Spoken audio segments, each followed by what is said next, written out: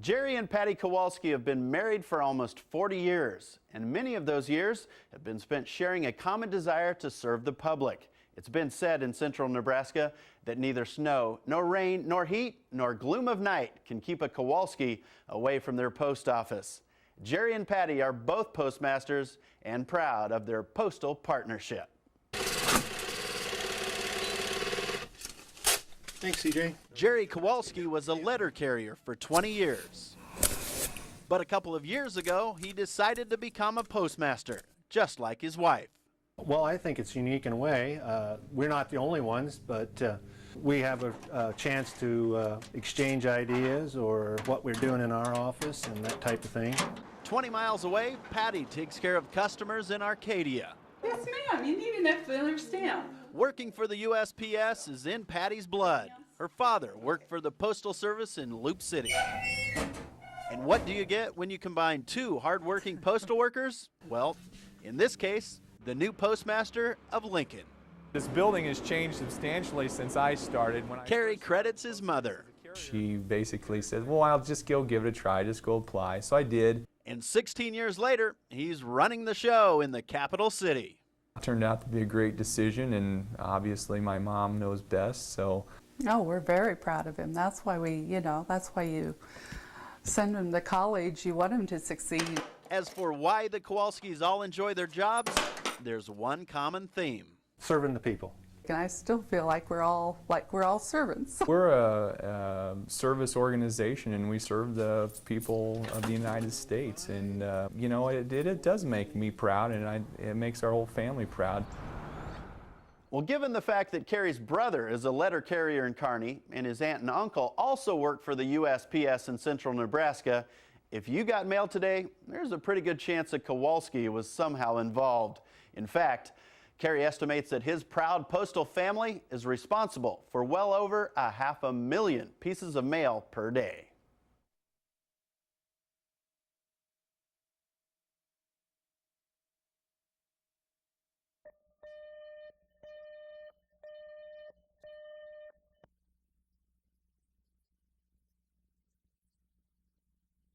It is without a doubt the loudest after-school program in Lincoln, and it's also one of the most successful. It's the School of Rock, and it's rolling into its second year of existence at Loeffler Middle School. And what's it all about, you ask? Well, that's easy. It's about having fun and hanging with friends and making lots and lots of really, really loud, awesome music.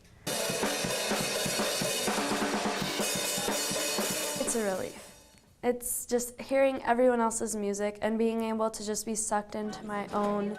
I mean, it's like a whole different world that I just enjoy. I see the way you go and say, all right, and say.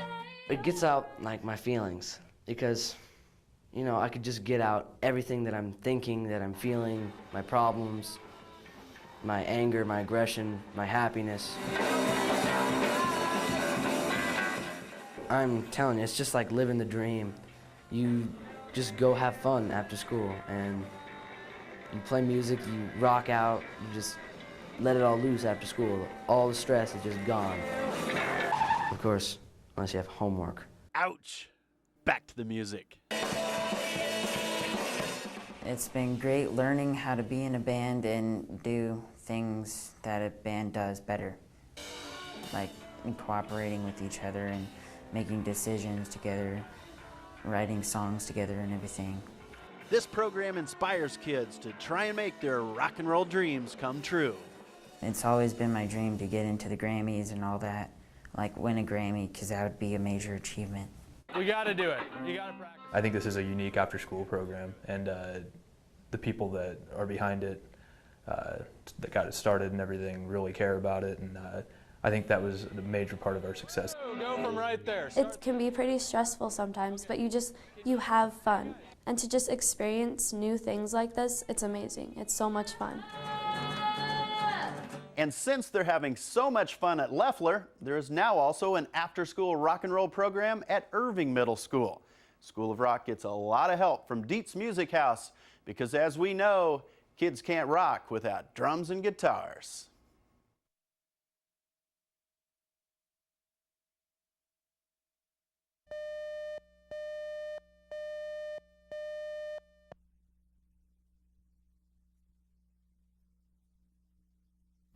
As many of you already know, I love telling you stories about people who love their jobs. And Richard Schillinger is one of those people. He found a way to turn his favorite pastime into a way to make a living. And as far as I can tell, Richard Schillinger was born to bowl. It's fun that, the ability to score, of course. You want to have fun with hitting the pocket. And of course, getting strike. Well, bowling all started for me back when I was young. My dad was on the tour in the 50s. He taught all 5 of us how to bowl in the 60s. We hung around the bowling alley. My dad was bowled 5-6 nights a week. If we didn't get the bowl, we kept score, and then I got interested in it, and I ended up in the back as a mechanic. So this is the back of the machine. This is where it all happens. Despite the fact that there are over 3,500 moving parts on each of these machines, it's quite obvious that Schillinger enjoys the life of a bowling mechanic. Okay, because they didn't do very good. They only got 1. The 47-year-old has witnessed many changes in the bowling world. Going from, just simply turning wrenches and taking care of the machinery on the timing parts of it, so now have electrical parts of it that you have to keep in time with the machine. You got to make sure that it stays alignment so it scores accurately for people, because they've kind of lost the whole idea of how to keep score by hand now. But the more things change at Madsen's, the more they stay the same. I don't know, I've liked this place so much that it's really not, to me it's not a job. My wife keeps telling me that I don't have a real job, but I still come back every day, 7 days a week. And mechanically you're independent in your own rights, as long as you know what you're doing. Get cycled to the top. And Mr. Schillinger certainly knows what he's doing when it involves what he calls the most popular sport on the planet. Today, the sport is enjoyed by over 100 million people in over 90 countries worldwide.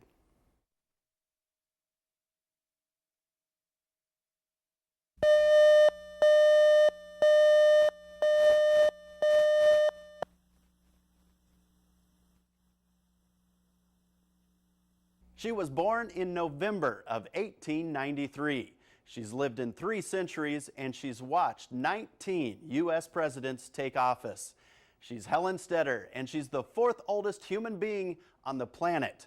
Helen is 113 years old and still going strong. Rarely does a day go by that Bob Stetter doesn't come visit his father's cousin. He comes every day about the same time. You can just about count on it. Helen, this is Bob. Helen has lived her entire life in Nebraska, the longest of any person in state history. I didn't bring her candy for quite a while. And one day she said, I would sure appreciate a piece of candy. In addition to a healthy dose of chocolate, Helen's recipe for longevity is simple. It sounds like she was never married and never had children, and she took good care of herself. I understand she didn't drive, so she did a lot of walking, and I guess that's a plus in life. No matter what the formula, Helen is living proof it works. She's pretty healthy. She takes a vitamin, no medications, so as far as being 113, she's a very healthy woman, so it's amazing. Okay. After you told me you were coming this morning, I went down and talked to Helen. I said, Helen, you're going to be a celebrity this afternoon. And she says, I am, for mercy's sake. I have a guy here I would like you to meet. His name is Lance. Time has taken away Helen's ability to see, but it hasn't affected her positive attitude. Hello, how are you? One day I asked her about how she was doing, and she said, I'm doing pretty good. At least that's what I think. I told her one day, I said, Helen, I said, be sure and eat good, and sleep good, and say your prayers. And she said, that's all we can do. Interestingly enough, the top 5 oldest people in the world right now were all born in 1893. And maybe the most incredible fact of them all, Helen now holds the distinction of being one of the top 100 oldest people in the history of the world.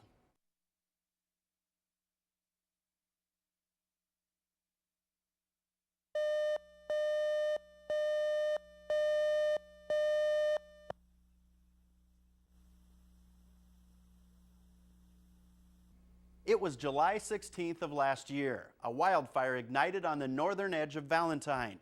It ended up burning for 4 days, and along with a great deal of personal hardship, it produced over $1.3 million worth of damage.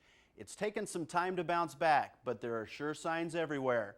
Valentine is on the mend. What we're doing here is a mechanical tree planting. Day by day, Valentine is springing back to life. The overall goal of this planting will be to make a little windbreak for his house. The Big Rock Fire charred 3,000 acres of land, and it took with it 10 homes. One of them was owned by Rick and Jan Kowalski. Well, the fire started on the 16th of July. We were in North Carolina at the time, and we came back. We didn't get back till the 18th, and of course everything was pretty much done and over by the time we got back.